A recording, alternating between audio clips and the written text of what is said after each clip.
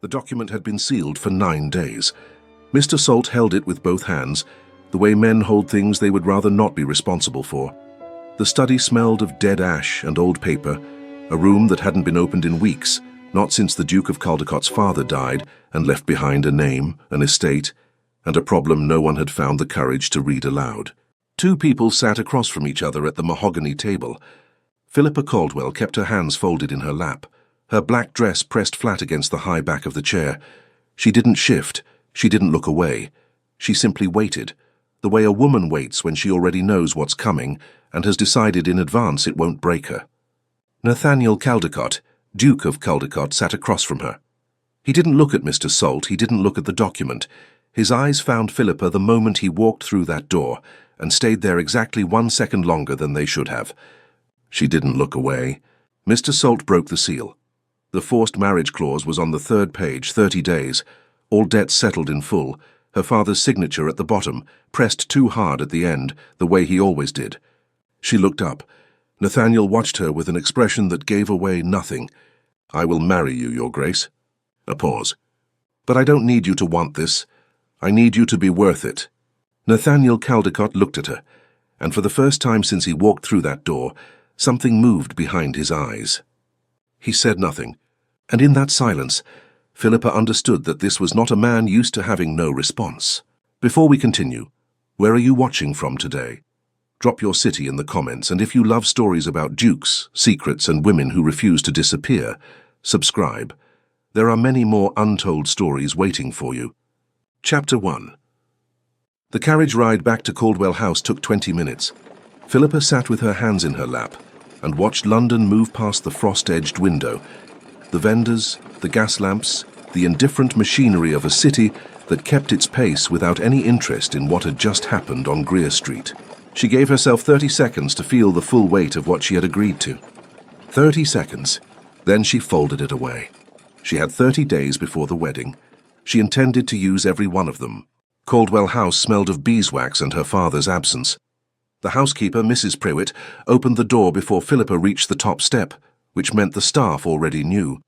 Word travelled fast in houses like this one, faster still when the news involved a marriage clause and a duke whose name London said in lowered voices. Philippa handed over her coat without breaking stride. "Is the study clear?" "Yes, miss." "Good. I'll need tea in 2 hours without interruption." She walked the corridor without waiting for a response and closed the study door behind her. The room still smelled like him, her father. Old pipe smoke and leather from books handled too many times to count. She stood in the center of it for a moment, just long enough, then sat at his desk and pulled a clean sheet of paper toward her. She didn't cry. There would be time for that later, or there wouldn't be, and either way it changed nothing about the 30 days in front of her. She picked up the pen. At the top of the page she wrote 2 words, "My terms." She didn't stop to feel the weight of it. She simply began. She wrote for 40 minutes. She crossed out 2 words, rewrote them, and read the whole thing back once before she folded it into an envelope. She pressed her seal into the wax, a clean, simple C, and handed it to the footman with instructions to deliver it to Caldecott House before nightfall. Then she poured the tea that had gone half cold at her elbow and looked at her father's empty chair across the desk. He always sat there when they talked, both elbows on the armrests, leaning forward slightly, watching her with the particular attention of a man who knew when he was getting the composed version instead of the real one. What did you know about him, she thought. 4 years and you never said a word. The fire crackled once and settled. She finished her tea. Across the city, Nathaniel Caldecott stood at his study window and read her letter for the 2nd time. "I do not intend to be difficult. I intend to be clear." He set it down at the center of the desk, not filed away, not stacked, and looked at it for a long moment. Mr. Birch appeared in the doorway, with the quiet efficiency of a man who had learned exactly when to be present and when to disappear. "Shall I prepare a response, Your Grace?" Nathaniel looked at the letter one more time. "No," he said. Mr. Birch withdrew without a word. The brandy on the side table sat untouched, the ice long gone. Nathaniel didn't reach for it. He thought about Robert Linley. He thought about the last time someone had sat across a table from him and said something he wasn't prepared for, and how long ago that was, and how much it had cost, and what he had done with the wreckage afterward. He had built walls with that wreckage, Quiet ones, the kind that don't announce themselves, the kind that London called coldness, called arrogance, called danger, and that Nathaniel had never once bothered to correct, because correction required explanation, and explanation required a conversation he hadn't been willing to have for 7 years. He picked up her letter one more time. "I need you to be worth it." He didn't know yet whether he was. That stayed with him as he closed the ledger, put out the last candle, and walked the corridor to his rooms in the dark. The particular unfamiliar discomfort of a man who has spent years certain of exactly one thing and has just met someone who made him uncertain of it in under 4 minutes. He didn't write back that night, but at 6 the following morning, before Mr. Birch had lit the first fire of the day, Nathaniel Caldecott was already at his desk. A clean sheet of paper in front of him, her letter open beside it. He sat there a long time before he wrote a single word. Chapter 2. The reply arrived the following morning. Not by messenger, which would have been unusual enough. By Nathaniel Caldecott himself at 10 o'clock without prior notice, holding a single envelope and wearing the expression of a man who had made a decision and had no intention of arguing about it. Mrs. Prewitt didn't know what to do with him. Philippa, hearing the quiet disruption in the hallway, stepped out of the sitting room with a needle still in her hand. He was standing in the entryway. She stopped. "Your Grace." "Miss Caldwell." He held out the envelope. "Read it before you send me away." She looked at the envelope, then at him. "I didn't invite you in." "No," a pause. "I'm aware." She took the envelope. She didn't open it. She held it at her side and looked at him with the same steadiness she'd used in Mr. Salt's office. The kind that didn't come from indifference, but from a woman who had learned a long time ago that the first person to look away loses more than just the moment. "You could have sent this." "I could have," he said. "I chose not to." The hallway was quiet. Somewhere toward the back of the house, a door closed, and then there was nothing but the faint sound of the street outside and the two of them standing 6 feet apart in her father's house. "Come in, then," she said. "You have 10 minutes. He followed her into the sitting room without a word. She gestured to the chair across from the small writing table and sat down herself, setting the envelope on the surface between them without opening it. "You came in person," she said. "That means the letter alone wasn't enough, which means there's something in it you wanted to watch me read." Something shifted in his expression. Not discomfort, not quite. The particular stillness of a man recalibrating. "Open it," he said. She broke the seal. The letter was 1 page. The handwriting was precise, unhurried, the kind of penmanship that suggested someone who chose each word before committing it to paper. She read it once quickly, then again, slowly. He didn't speak. He didn't move. He simply watched her the way she had watched him the day before, with full unguarded attention and no apology for it. She set the letter down. "You've accepted all 4 terms." "I have." "Without revision." "Without revision." She looked at him across the table. Outside, the February morning pressed grey and flat against the window. A coal cart moved through the street below, the horse's breath clouding in the cold. "Most men in your position would have revised at least 1, she said, "to establish leverage." "I know." "So why didn't you?" Nathaniel looked at her directly. "Because you wrote 4 terms and every one of them was reasonable. Revising 1 without cause would have told you something about me that isn't true." The silence that followed had weight. Philippa looked at the letter again. Not because she needed to reread it. She had already committed it to memory in the way she committed everything that mattered, but because she needed one moment that wasn't his eyes on her face. "There's a 5th term," she said. He waited. "I want to know about Robert Linley." The room went very still. It was a small change. Nothing visible. Nothing she could have pointed to in a court of law. But she had spent the last 24 hours reading everything London had said about Nathaniel Caldecott for the past 7 years, and the name Robert Linley appeared in 3 separate accounts, always in the same way, briefly, carefully, and just before the subject was changed. Nathaniel looked at her for a long moment. "Where did you find that name?" "I read," she said simply. He stood. Not in anger. The movement was too controlled for that. He walked to the window and stood with his back to her, looking out at the grey street below, and Philippa waited with the patience of someone who understood that the next 30 seconds would tell her more about this man than the previous 24 hours combined. He turned back. "Not today," he said, "but I'll tell you, before the wedding. It wasn't what she expected. She had prepared for a deflection, for the smooth non-answer of a man practiced at protecting his reputation. She hadn't prepared for a concession with a condition, honest about its own limits. "All right," she said. He picked up his hat from the side table. "The terms are accepted, Miss Caldwell, all 5. He was at the door when she spoke again. "Your Grace." He stopped. "Why did you come in person?" Nathaniel held the doorframe for a moment. He didn't turn around. "Because a letter," he said, "can be misread." He left. Philippa sat in the empty sitting room for a long moment, the letter open on the table in front of her, and the faint smell of cold air where he had stood. She didn't move to fold it away. She sat there and thought about a man who had walked across the city with a single envelope rather than send a messenger, and who had stood in her hallway and waited, and who had accepted every term she set without negotiation, and who had, in 4 minutes, managed to leave her with more questions than she arrived with. That was new. Mrs. Prewitt appeared in the doorway. "Shall I clear the tea, miss?" "Yes," Philippa said. "Then no, leave it." Mrs. Prewitt withdrew without a word. Philippa looked at the letter one more time. "I do not intend to make this arrangement more difficult than it needs to be. I intend to make it worth your while." She read the last line again. He had used her words, deliberately, precisely, turned them around and handed them back to her without explanation. She folded the letter, placed it in the desk drawer and locked it. Then she pulled out a fresh sheet of paper and wrote 3 words at the top. "Who is Robert Linley?" She stared at the page for a long time. Outside, the coal cart was gone. The street had gone quiet. The fire behind her settled into a low, steady burn, and the house held the particular silence of a place that is waiting for something it can feel coming but hasn't yet arrived. She didn't write anything else. But she didn't put the page away either. Chapter 3. The wedding was set for the 15th. That left just over 3 weeks. Enough time, Philippa had decided, to understand exactly what she was walking into. Not the marriage. The man. She started with the estate records.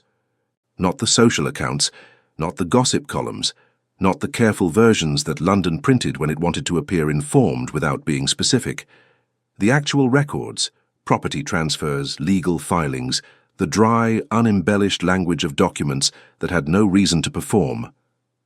The clerk's office on Aldgate Street opened at 8. Philippa was there at 5 past, which told the clerk, a small man with ink-stained fingers and the air of someone who had spent 20 years being asked for things he wasn't supposed to give, that she wasn't going to be easy to redirect. "Public filings only," he said before she sat down. "That's all I need," she said. He watched her for the first hour. By the second, he'd stopped. She spent 3 mornings in that office, working through 7 years of Caldecott records. Most of it was exactly what it appeared to be: property maintenance, quarterly accounts, the ordinary paperwork of a large estate, managed with precision. Nothing that explained what London said about him, nothing that confirmed it either. She found it on the 3rd morning, buried in a transfer dated 4 years back, a name, a parcel of land in Wiltshire, and a notation in the margin so brief it almost didn't register. Per private agreement, R. Linley D.C. She wrote it down. She folded the paper. She thanked the clerk and walked back out into the cold. That afternoon, a note arrived at Caldwell House. "Miss Caldwell, I will call tomorrow at 11 if that is convenient. There is something I should have mentioned in our first meeting. N.C." She read it twice. He was going to tell her about Robert Linley before she asked again. She wrote back, "11 is convenient." He arrived at 11 exactly. Mrs. Prewitt showed him into the study. Philippa's decision, made that morning without fully examining why. The sitting room was her father's absence made comfortable. The study was where she thought. She wanted to think clearly for this conversation. Nathaniel sat across from her without waiting to be asked.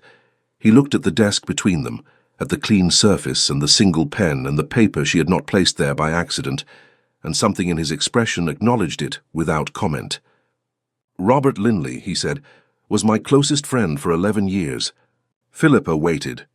He managed investments on behalf of several families connected to the Caldecott estate, tenants mostly, people who trusted him because I trusted him and because I had given them reason to believe that trust was sound." He stopped. The fire behind her was the only sound in the room. "It wasn't," he said. "Not at the end." She kept her voice level. "What happened?" He made decisions that weren't his to make, with money that wasn't his to use. A pause. 11 families. 3 years of losses they didn't know about until it was nearly too late. And you found out. I found out. What did you do? Nathaniel looked at her directly. I covered the losses, privately over 18 months, attributed to an account restructuring that existed only on paper. The families were made whole. Linley resigned from every social obligation, cited his health, and relocated to the continent with his wife and children. Philippa was quiet for a moment. Outside, the street moved past the window without caring about any of it. His wife didn't know, she said. It wasn't a question. No.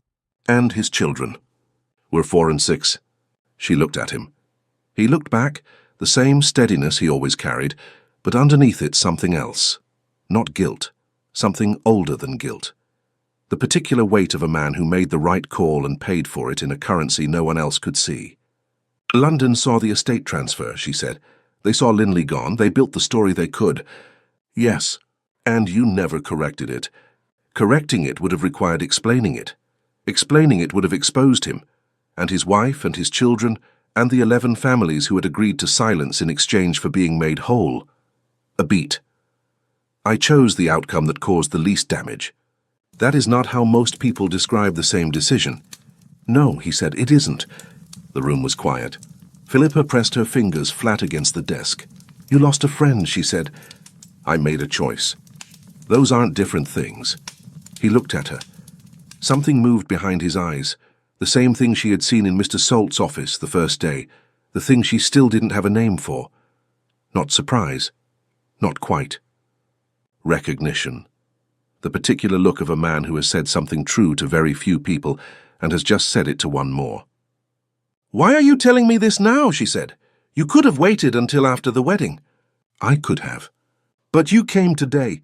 I came today, he said, because you wrote Who is Robert Linley on a sheet of paper and left it on your desk where I would see it if I walked past the window. Philippa was very still. The angle of light, he said simply, from the street. She had not considered the angle of light. That was not intentional, she said. I know. The corner of his mouth moved, not a smile, something quieter. That's why I came. She looked at him for a long moment across the desk. She thought about precision. About 3 mornings in a clerk's office building toward a question he had come to answer on his own. Is there anything else, she said, that London has gotten wrong about you? Nathaniel considered this with the seriousness it deserved. Several things, he said, but nothing that affects you directly. That isn't the same as nothing. No, he said, it isn't. He stood. She stood a half-second after. Miss Caldwell. He paused at the door. The terms you set, all 5 of them. Yes. They weren't unreasonable, he said. They were exact. There's a difference. He left before she could respond. Philippa stood in the study after the door closed. The street outside had gone quiet. The sheet of paper was still on the desk. Who is Robert Linley? And she looked at it for a long time before she finally picked it up. She didn't throw it away. She folded it carefully and placed it in the same drawer as his first letter. Then she sat down, pulled a fresh sheet toward her, and held the pen above it without writing anything. She was thinking about a man who had walked past her window and seen something she hadn't meant to show, and who had come inside and told her the truth about it anyway. She was thinking about what it meant that she wasn't afraid of what else he might see. The pen touched the paper. She wrote one word. Nathaniel. She looked at it for exactly 3 seconds. Then she crossed it out. Chapter 4. The first time Philippa saw Caldecott House, she was standing on the pavement across the street in the cold, looking up at it like a woman taking the measure of something she was about to walk into and couldn't yet walk back out of. It was larger than she expected, not in the showy way of houses built to impress, in the quieter way of houses built to last, 3 stories of pale stone with tall windows and a front door that didn't announce itself, set slightly back from the street, as though it had nothing to prove to anyone passing by.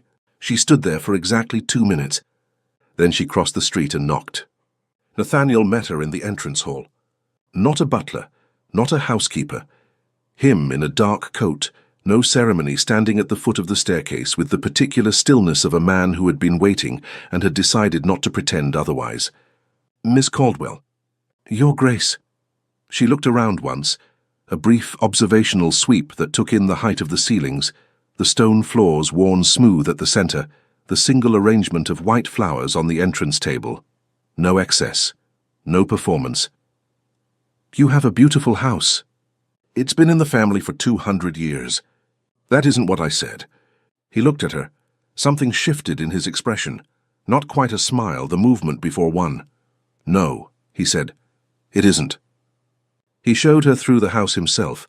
No tour guide efficiency, no rehearsed remarks about the age of the plasterwork or the provenance of the portraits. He simply walked, and she walked beside him, and he answered the questions she asked, and didn't fill the silences she didn't. She asked about the East Wing. He told her it had been prepared for her use, separate entrance from the main corridor, full access to the library and the grounds. She asked about the library hours. He said there were none. It was a library, not a schedule. She stopped walking. I'm going to ask you something direct, she said. You've been doing that since the solicitor's office. This is different. She turned to face him in the long corridor, the afternoon light coming through the windows at a low angle, touching the edge of the old stone floor. What do you want from this? Nathaniel was quiet for a moment. What most people want, he said, and don't know how to ask for.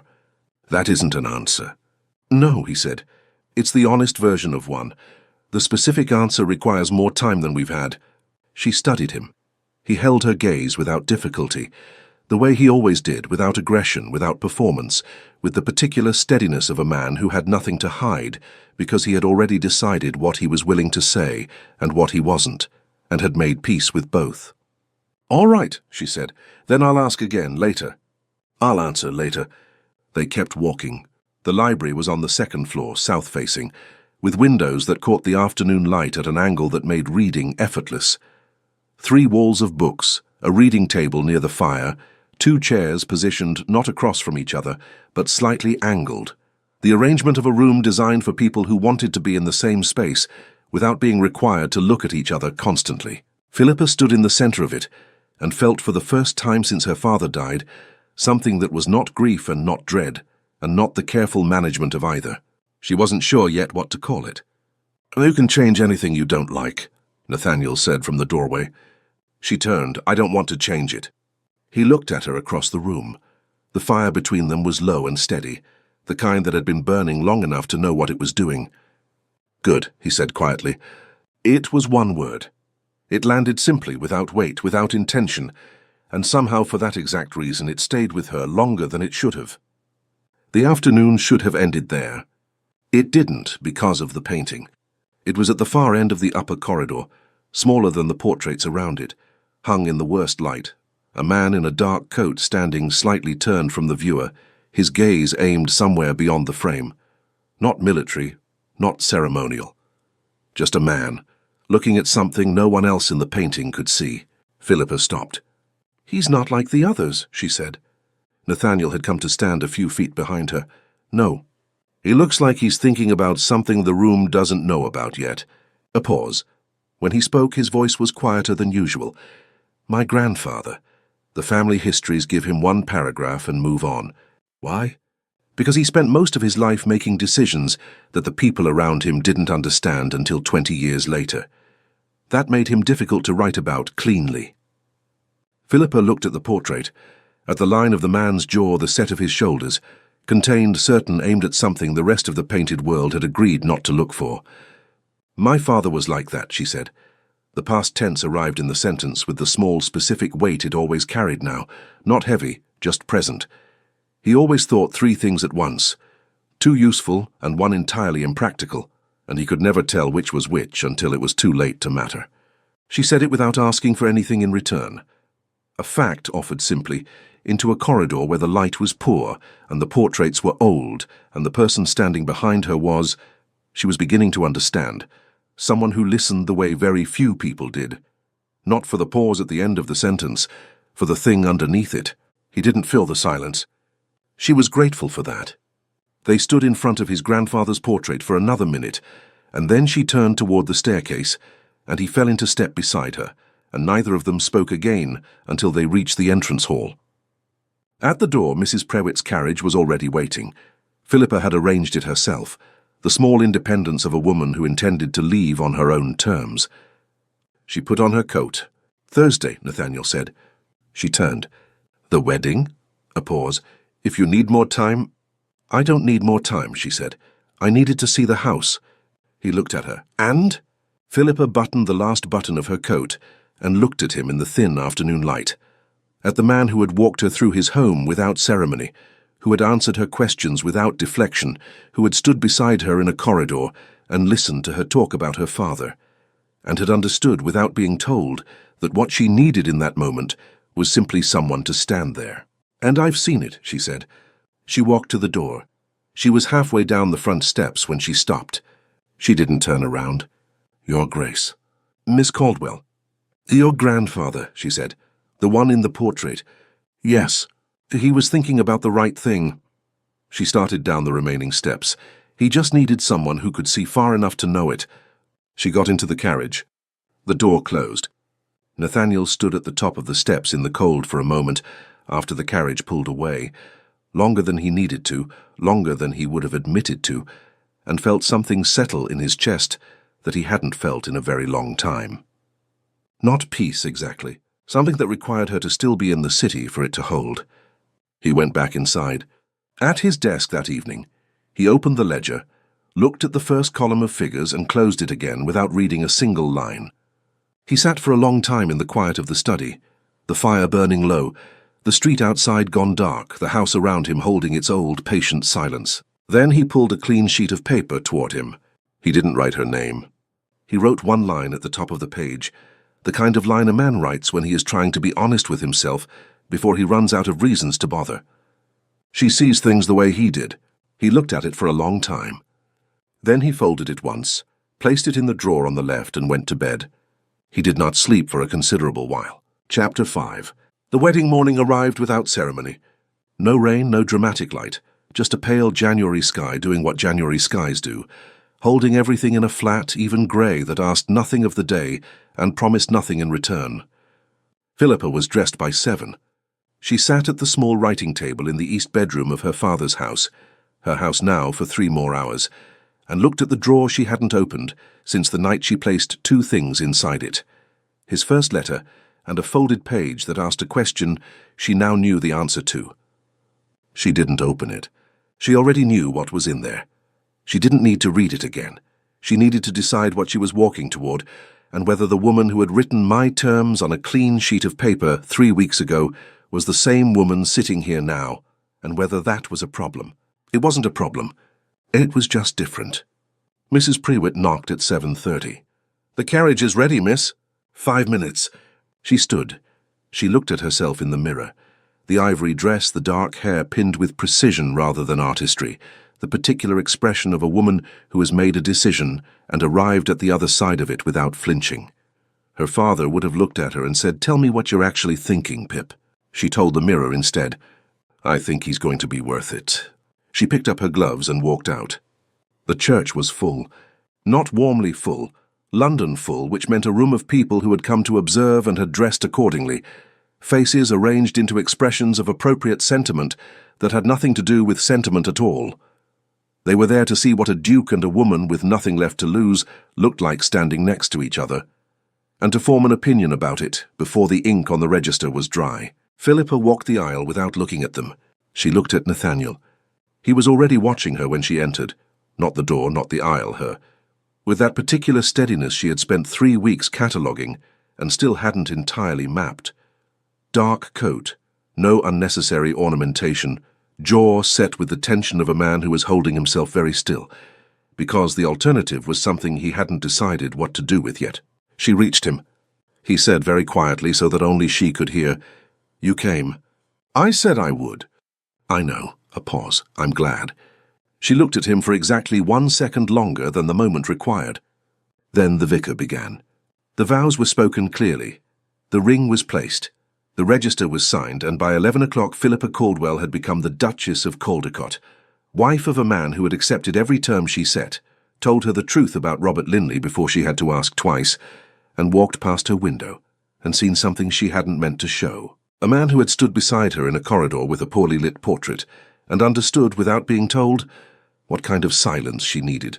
The reception was held at Caldecott House. It was, by every visible measure, exactly the kind of event it was supposed to be.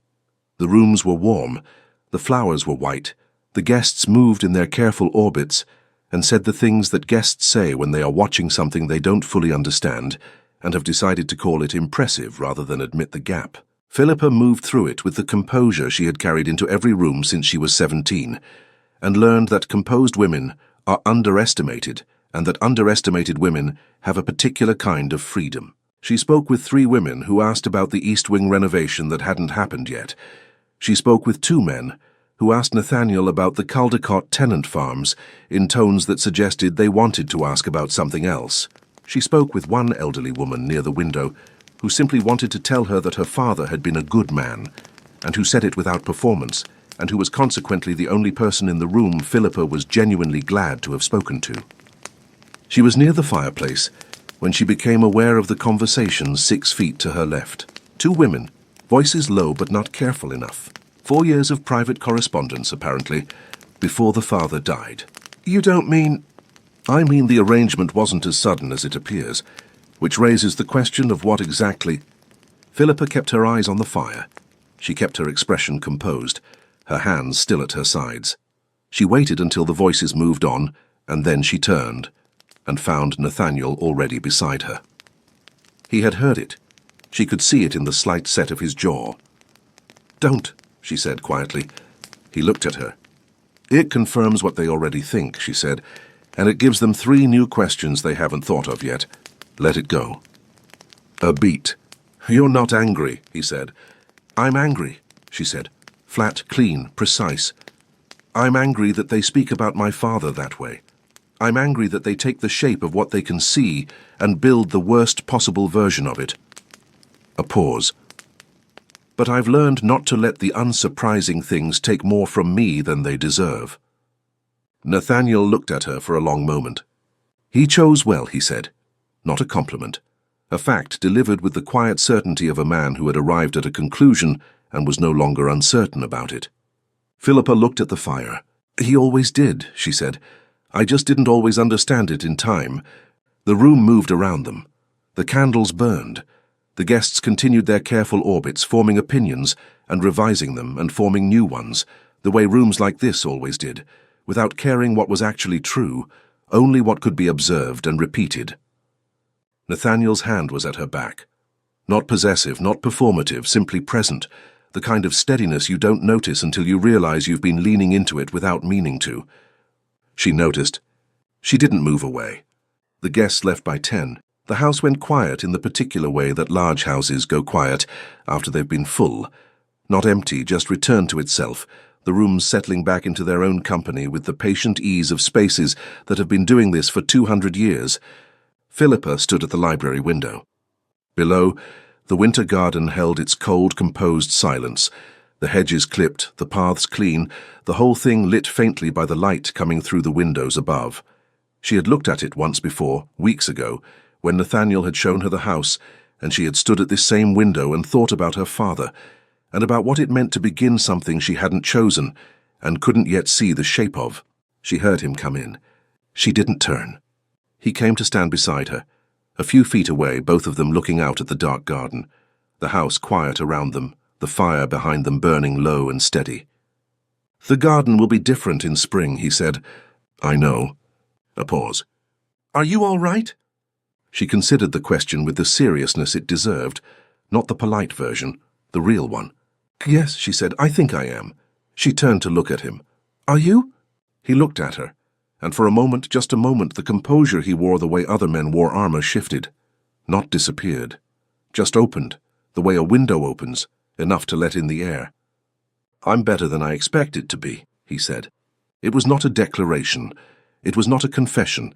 It was simply a man telling the truth to a woman who had asked for it, quietly, in a library, on the night of their wedding, with the winter garden dark below them and the fire burning behind them and 200 years of old stone holding its patient silence all around. Philippa looked at him for a long moment. Then she turned back to the window. Nathaniel.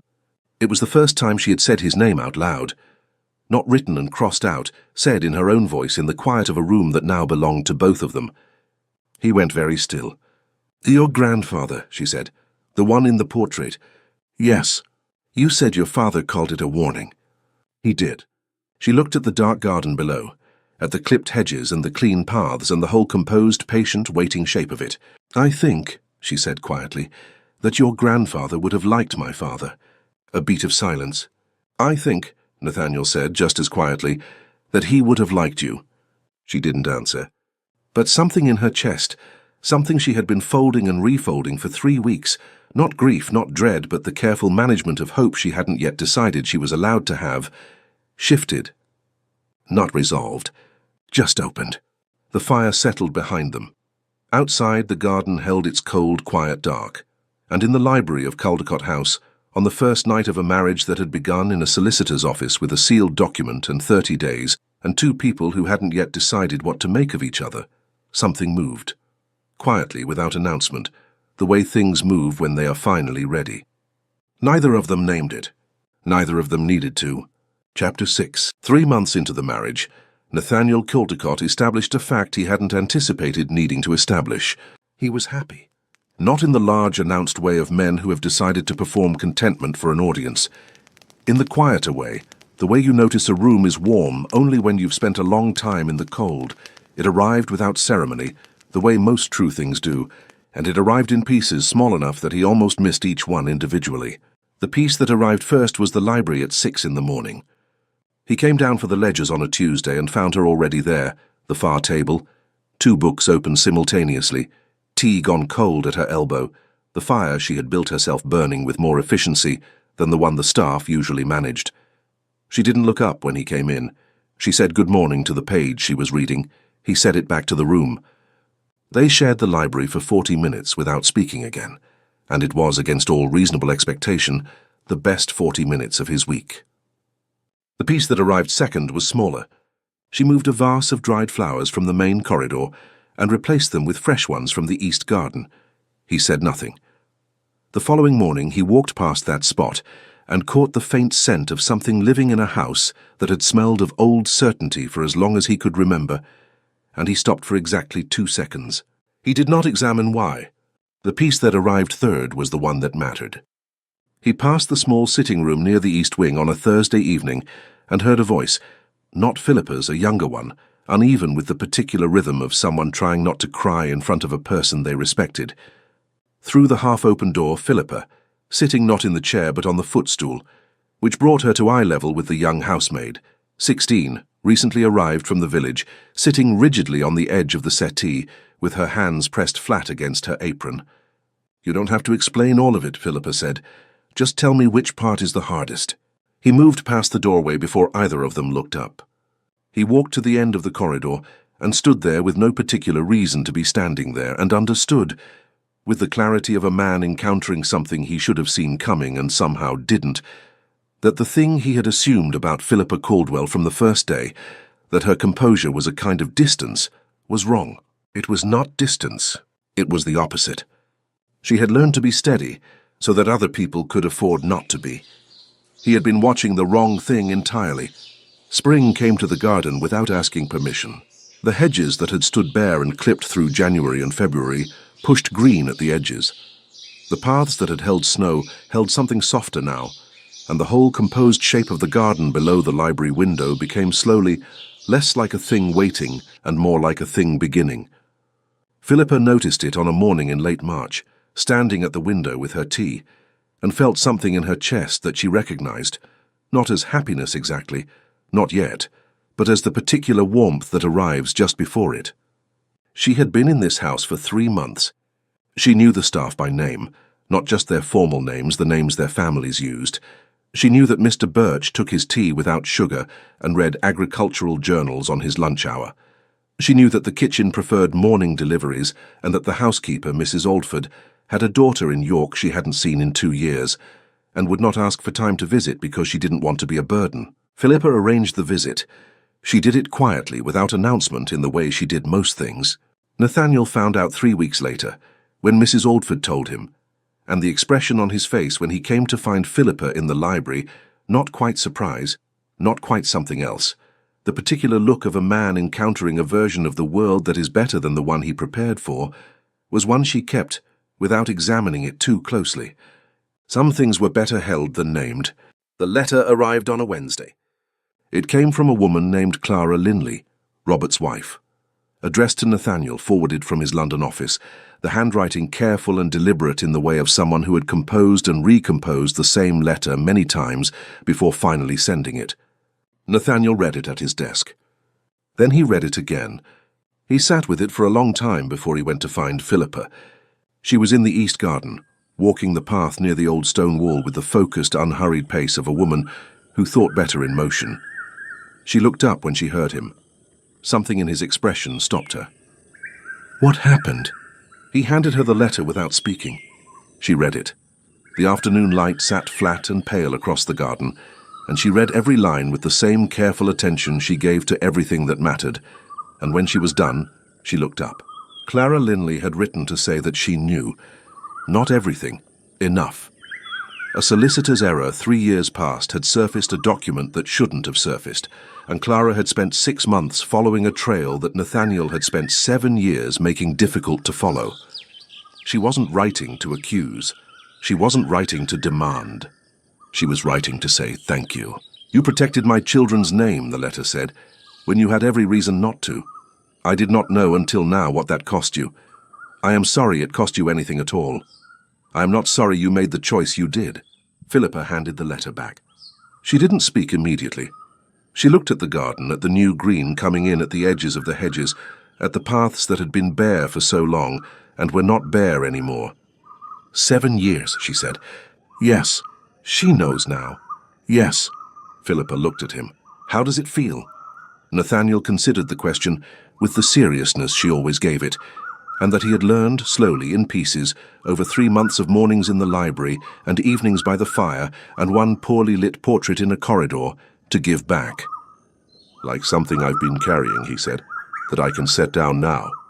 She looked at him for a long moment. Then she did something she had not done before. She reached out and placed her hand over his, briefly, without explanation, the way you touch something real to confirm that it is. He turned his hand and held hers. Neither of them spoke. The garden was quiet. The afternoon held its pale, unhurried light. Somewhere beyond the stone wall a carriage moved through the street and was gone, and the world continued its indifferent pace, and in the east garden of Caldecott House, 2 people stood in the spring afternoon and held on, simply without performance, without requiring the moment to be anything other than what it was. It was enough. It was, in fact, more than enough. That evening, after dinner, they sat in the library. 2 chairs angled toward the fire. The arrangement the room had always held, designed for people who wanted to be in the same space without being required to look at each other constantly. They had used it that way for 3 months. Tonight, without either of them deciding to, both chairs had ended up slightly closer to the fire than usual, and slightly closer to each other. Nathaniel was reading. Philippa had a book open in her lap that she was not reading. She was thinking about her father, about the letters in the desk drawer, his and Nathaniel's. 4 years of correspondence she had read once slowly in a cold study and carried ever since. About the last line she had memorized without meaning to. You are the kind of man I would trust with something I valued greatly. She understood now, with the fullness of 3 months of evidence, what her father had seen. Not a perfect man, not an easy one, a man who made the right choices and bore the cost of them quietly, who listened the way very few people did, who had stood beside her at a poorly lit portrait and understood without being told what kind of silence she needed. A man who on a Wednesday afternoon in the East Garden had held her hand like it was something he intended to keep. She closed her book. Nathaniel. He looked up. She looked at him across the fire, at the man her father had chosen, and that she had, over 30 days and 3 months and one carefully crossed-out word, chosen herself. I think I understand now, she said, what I meant. He waited, the way he always waited, with full attention and no urgency, as though whatever she was about to say had already been worth hearing before she said it. In Mr. Salt's office, she said, when I told you I needed you to be worth it. I remember. I wasn't talking about the arrangement. She looked at him steadily. I was talking about this, whatever this is. A pause. I needed to know that the man I was going to spend my life with was someone worth spending it on. The fire was low and steady between them. "And?" he said. Philippa looked at him and smiled. Not the composed, careful expression she carried into every room that required it. A real one, small and certain, the kind that doesn't need an audience. "And you are," she said simply. Nathaniel looked at her for a long moment. Then he set his book down on the side table, stood and crossed the room.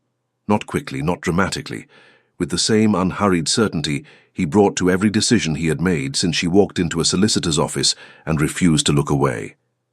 He sat down in the chair beside her, not across from her, beside her. He didn't say anything. He picked up her hand the way he had in the garden, simply without ceremony, and held it. Outside, the spring night settled over the city. The garden below was dark and quiet and growing.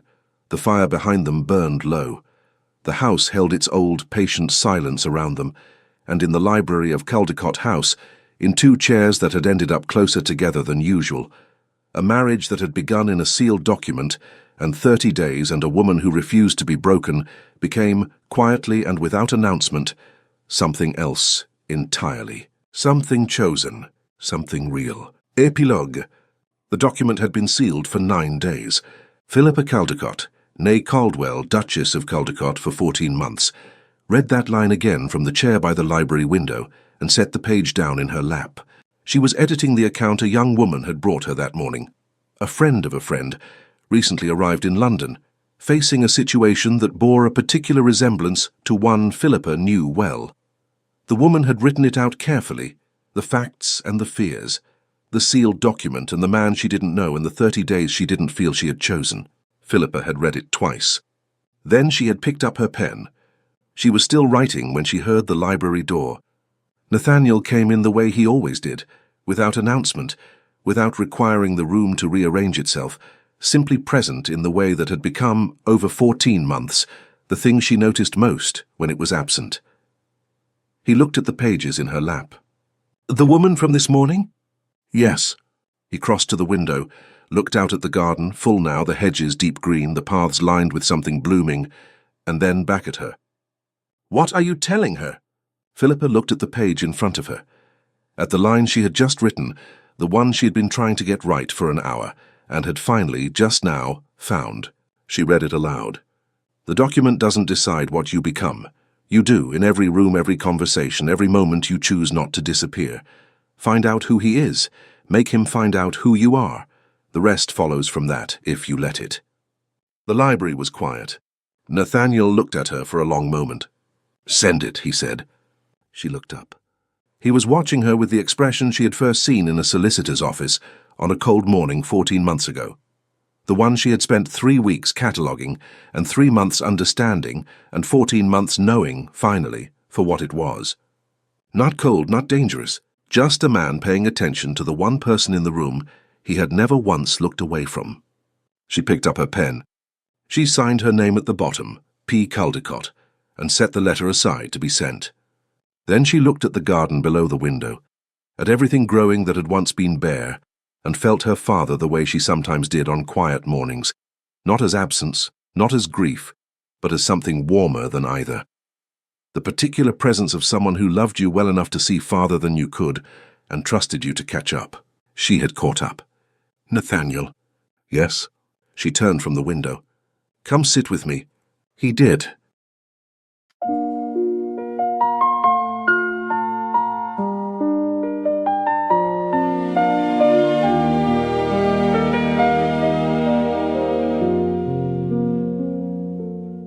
Document sealed, a name on a page, a woman who wouldn't be locked in a cage. She walked through that door with her hands in her lap and said, "I need you to be worth it." He had no answer, he had no reply, but something moved quietly behind his eyes. She wasn't afraid, whatever he'd hide. She just needed to know what was true. 30 days, 30 nights, learning the shape of his silence. Every letter, every room, every word left between them unspoken. He walked past her window and saw what she wrote. He came the next morning, no letter, no note, just the truth plain and quiet, the way truth should be. And she understood then what he meant. She said his name once, just once, in the dark, and the whole house went still at the sound. Two people who started with nothing but terms and built something neither had planned. It was worth it. You were worth it. Every silence, every room, every morning in the library, coming back to you.